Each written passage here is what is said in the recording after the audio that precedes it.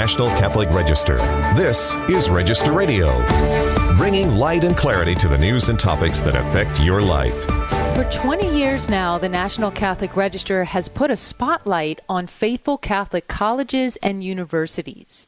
Every year, we survey these colleges and provide would-be parents and students the info they need to know about Catholic identity on campus. This week on Register Radio, we delve into the Catholic Identity College Guide. Then we turn to another valuable resource produced by the National Catholic Register, the 2024 Catholic Voters Guide. How do the two presidential nominees line up on issues of importance to the Catholic faithful this year? We explore the candidates, the issues, and church teaching.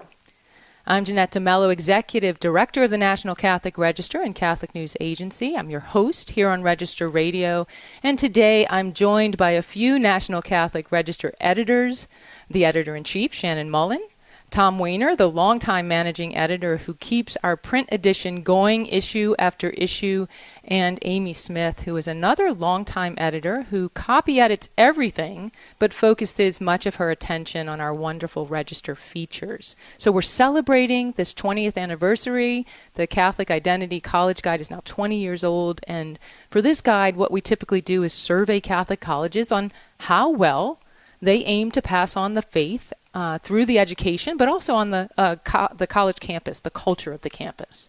And we know that this is of value to many, many people because they tell us. So Shannon, I want to bring you into this conversation. You've been with the Register only about a year or so as the editor-in-chief, but you are no stranger to our coverage of Catholic identity of our nation's colleges and universities, right?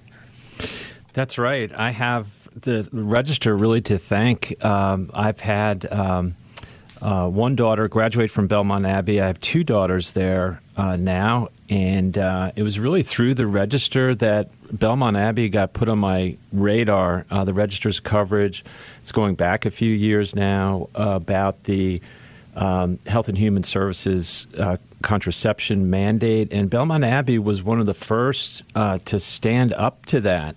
And was filed a lawsuit, was assisted by the Beckett Fund, and that really made an impression on my wife Eileen and I. We saw that, and it was, hey, we've got to. I think we were aware of Belmont Abbey loosely, but it moved it very high on our list, thanks to the Register. Yeah, and that's really one of the things we want to do is elevate these schools that are really adhering to their Catholic identity in every aspect. And so, Shannon, since you've led the team in putting this year's guide together, I'd really like to hand over this conversation for you to lead with the other two editors. That's my pleasure, Jeanette. Yes, Tom, let's begin with the cover. Our cover this year is very distinctive, and it highlights the fact that, as Jeanette mentioned, this is our 20th anniversary issue. So can you help us understand, how did this concept get started, Tom? Well, Shannon, it's a pleasure to be with you. And as I look on the Catholic Identity College Guide cover, it brings back a lot of memories over the years of all the schools that have been part of us gone with us on this journey, and the new ones that have been coming up with us in recent years. The genesis of the College Guide really has Pope John Paul II to thank, and his 1990 document, Ex Corde Ecclesiae, which was his response to a 1967 Land O'Lakes statement, which lots of universities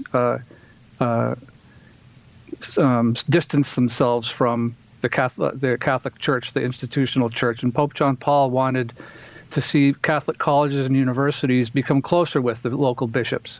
And so this was his document, Ex Corde Ecclesiae, sought to answer that and to get try to get the theology departments of these colleges and get the Catholic identity that had gone astray by some of these schools, try to get restored in a lot of these schools.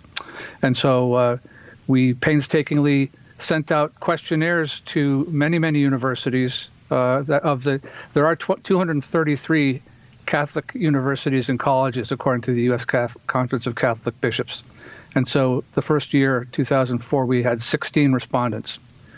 And so we've had our ups and downs, mostly ups, as the College Guide has grown. And in this 20th year, we can boast of 53 colleges and universities who answered, who want to promote their Catholic identity and who want to attract young Catholic men and women.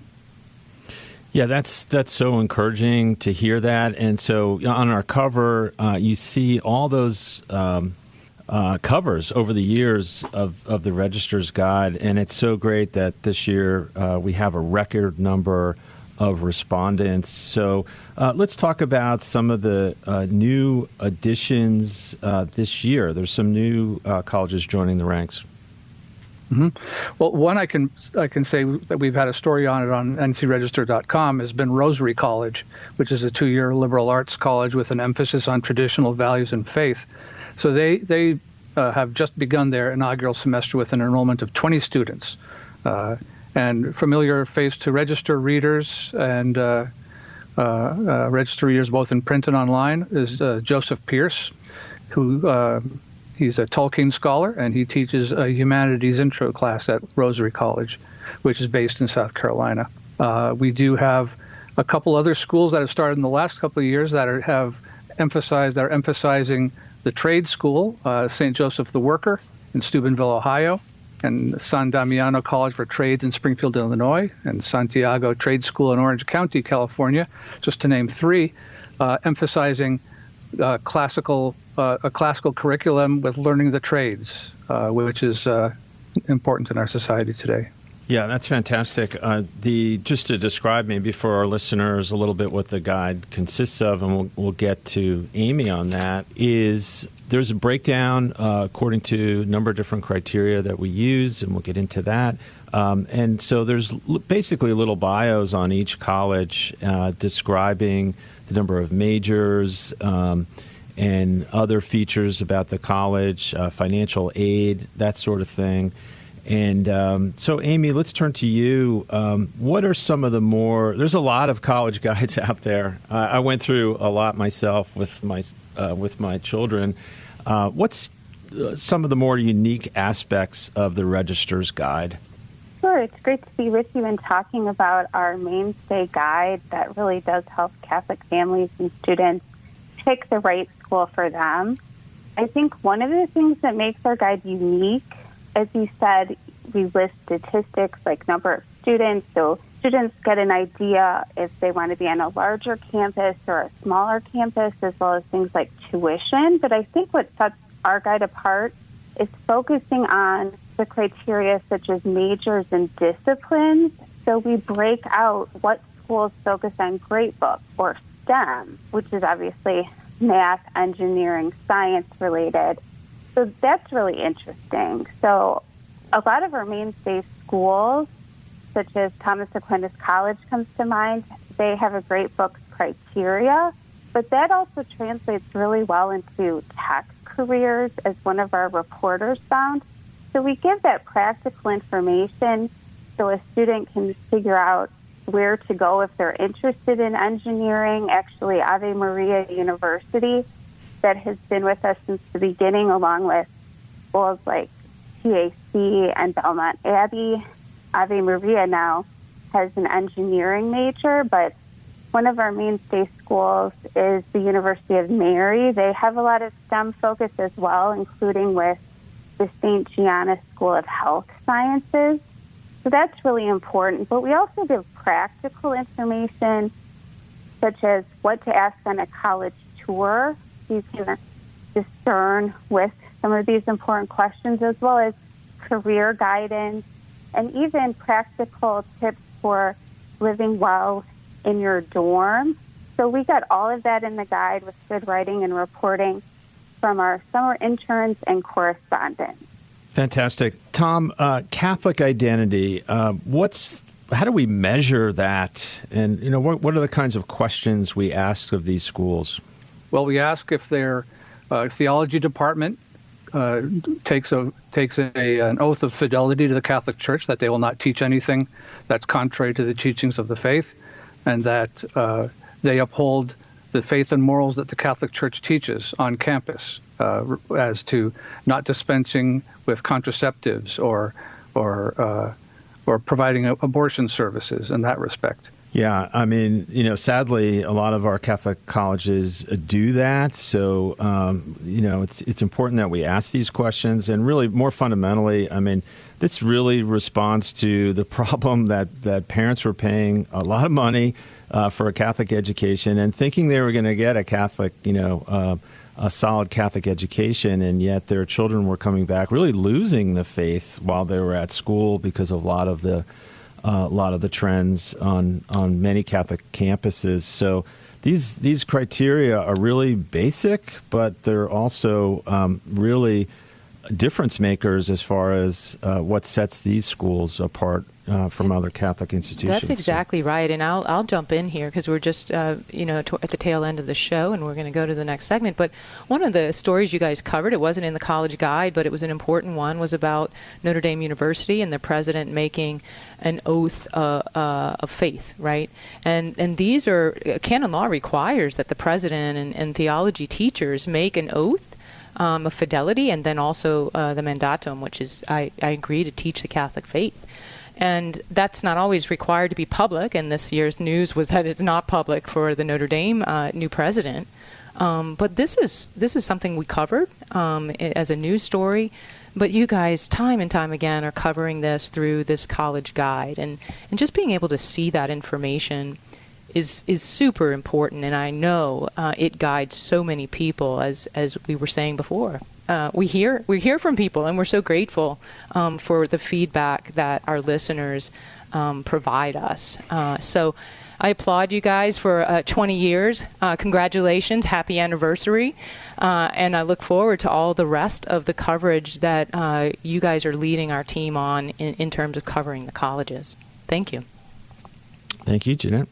We're going to take a short break right now. You've been listening to Register Radio on EWTN, and we will take a look at the Voter's Guide in the next segment. This is the National Catholic Register's Voter's Guide. You've been listening to Register Radio. Stay tuned for more.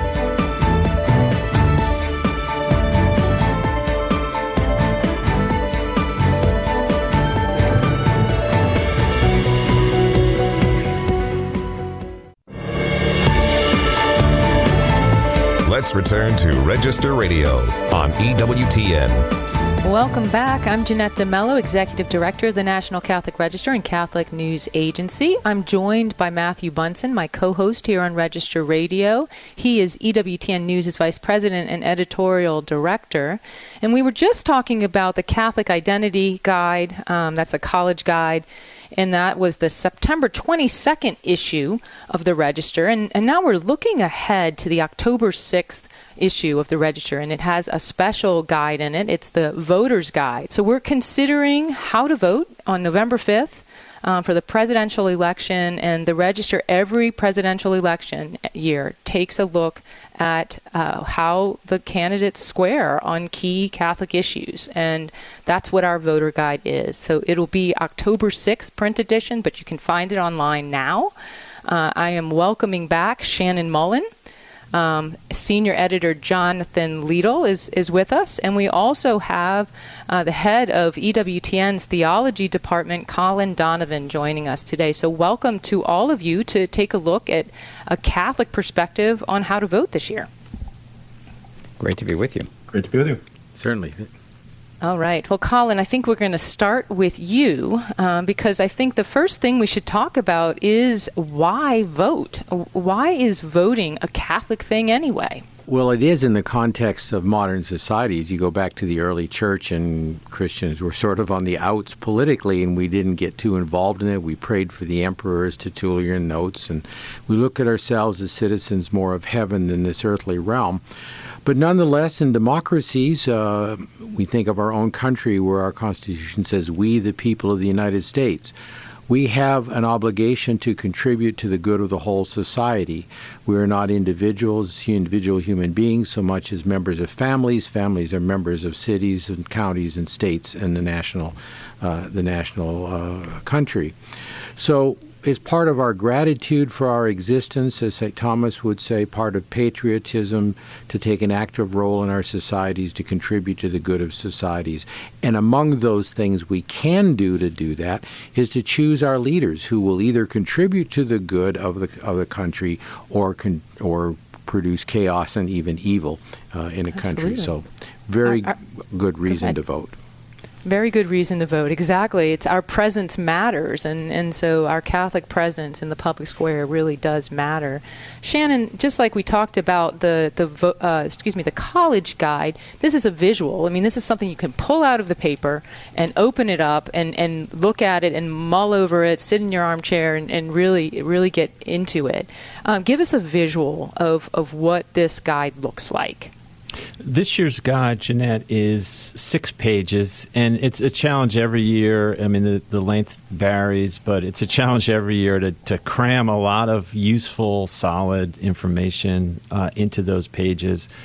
And so what you're going to see, as you said, it's inserted into the regular Register edition, and it really every time we do this, we identify the editors and others here at EWTN identify some core issues that are particularly going to resonate with Catholics in that given year. So we've done that this year. We call them pillars. And there's a zillion issues in this presidential election, as you know. But this is a good focusing device to focus on some broader themes that we think Catholics are really impacted by and care about. Right, and of course what we do is we take those pillars, which I'm going to have you name in a few minutes, but we take those pillars and we look at what the Church teaches on those pillars, and then we also look at what the party says about those particular issues, and then the candidates themselves. So you kind of see that side by side. It's super, super helpful. But let's talk about what some of those pillars are. Can you list them so that we get an idea of what we're talking about? Sure, and I should interject also to make an important point. We're not telling you how to vote. Right.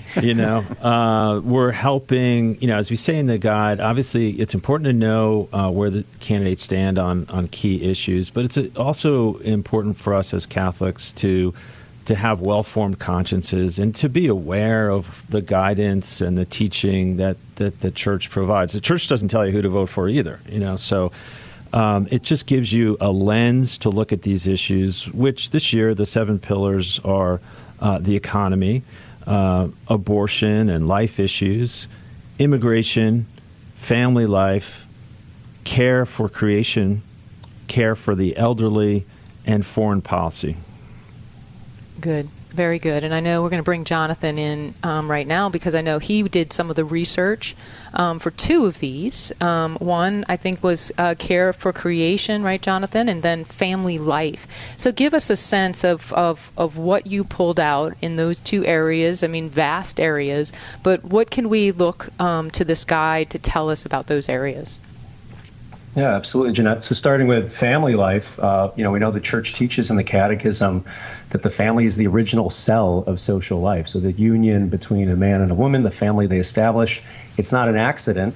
It's part of God's plan for the common good and for human dignity. And so because of that, the Church teaches that that society and our public policies can't merely be neutral when it comes to the family, but actually have to take the good of the family into account and how to help the family flourish and really how to help parents live out their duties. So if we look at the candidates and we look at the parties, one thing both parties have in common is that when it comes to sort of the material aspects of raising a family, both propose measures to help family formation, to help make raising kids more affordable. So we see child tax credits, both parties proposing those. They're kind of trying to outcompete each other in which ones are bigger. And they both connect lowering taxes for the middle class with family formation. But then if we look at something like because we know that families aren't just about having their material conditions, but really ensuring that parents can transmit healthy values to their kids. The parties couldn't be more different when it comes to things like culture and really ideological threats to the family. So we think especially gender ideology, which Pope Francis has called a really ugly ideology. Trump and the Republicans, they aim to end left-wing gender insanity, right? That's in the party platform, and they want to do that by restoring parental rights in education, defunding schools that push gender ideology. And Democrats and Kamala Harris are the exact opposite on this. They plan to expand so-called LGBTQ rights, which we know have already pushed parents out of things like the foster care system.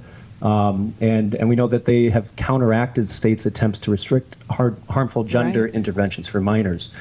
So very stark differences kind of when we take the entirety of family life as a whole and apply it to the candidates and the parties there. Let me jump in. I want to turn. I mean, I just, family life, and I don't want to miss out on Colin too. I want to bring him back in the conversation in a second here. But, we mentioned care for creation. We mentioned family life, and as important as care for creation is, and family life is, we've learned as Catholics over the years to about terms like non-negotiable, and the U.S. bishops use the term for abortion, right, as the preeminent issue that we should be considering as we vote. Jonathan, those are sometimes buzzwords for people. They really irk them. Sometimes they really help guide them. What do we make out of the priorities? Here we are listing 7, and any individual voter might have 12 things that they're really concerned about. How do we make sense of what's our guide as we think about all these issues? Yeah, well, I think the church, it has its social principles, right? It has principles about human dignity and the common good that apply to all these various different issues. And I think we need to take, in the process of forming our consciences, we need to take all of these principles into account, whether they're talking about family life or care for creation, whether they're talking about economics or protecting the sanctity of life. At the same time, though, we do know that certain issues in our society are graver threats to human dignity than others. And so, of course, the preeminent issue that the U.S. bishops have consistently reminded us of is abortion. Abortion is killing of human life, in its most vulnerable state, and done on an industrial scale in the U.S. So we need to take into account, when we're forming our consciences. I don't think it's ever kind of okay to say, well, I'm not going to look at that issue that the church talks about, right? Like I'm only going to focus on a set number of issues. But there's also a preeminence, right? And I think we take that into account when forming our consciences and then applying it to the candidates and deciding who we're going to vote for. Yeah, so Colin, let's talk a little bit more about prudential judgments versus intrinsic evil, especially as we're looking at policies, because I think this is something that Catholic voters really do need to take into account. They really do, because all the ideas of the pillars is great because it'll help elucidate large areas of the public policy. But when the church is speaking of the common goods that are necessary for society, it's generally speaking of 3 areas, and that is human life and what flows from human life, the dignity we owe to human life at every stage of life, in every condition of life. Natural marriage and the family that flows from that, and all the things which family needs to thrive and so on. But then the element of freedom of religion, the freedom of parents to raise their children. You're talking about the cell of society. If the cell of society is not healthy, you're not going to have a healthy society. So we're looking at non-negotiable items. These are items which are non-negotiable. Now, when you get into the more complex issues of the economy or immigration or family policy or elder policy or foreign policy, you're dealing necessarily with multiple issues, and you're dealing usually with complex circumstances. And so the church refers to those, and Pope Benedict initiated this idea, as far as I can tell, as these are negotiable. They're policy things. They have to be argued out. You have to compare the resources of a country to accomplish things. They're regarding the means to the good of dignity and providing health care and all the services that we would want to give people if we could afford it, if we can do it, if we can find a means. So these arguments about means and all these areas, those are negotiable issues. But the three basic things of life, the nature of marriage, the nature of religious freedom, and all the freedoms that flow from what we call the first freedom in the United States, those things are not negotiable. A society needs those to be solidly founded, and without them is on some degree on a path to destruction. So those have to be emphasized. Very briefly then, looking at from that perspective, what is a Catholic voter to make of, for example, Pope Francis's observation about finding the lesser of two evils? Right. He's referring to a principle which is pretty standard in moral theology, and I don't want to go into the details in the time we have. But it simply means that when you have two candidates, one of whom perhaps embraces more of the evils, in other words, is not serving the common good in these broad areas, and another one who may have some imperfections in that, it's just to say that I am going to vote for the lesser of the two. Now, we can't actually vote for evil, so what we're voting to do in the mind of the Church is we're voting to stop a greater threat, a greater evil. Mm-hmm. That's what is in the will, that's what we embrace, not the evil that a particular candidate may otherwise do, even though we vote for them. It's to stop that greater evil. Yeah, these are interesting times. We're so grateful for this guide. So October 6th is when the print edition comes out with this guide, but also you can find it online. You can go into greater depth in each one of these areas, so hopefully this can shed greater light. Remember, there's more news, analysis, and commentary at ncregister.com. And as always, thanks for joining us here on Register Radio on EWTN. Together with Matthew Bunson and our producer, Michael McCall, I'm Jeanette DeMello. Until next week, may God bless you.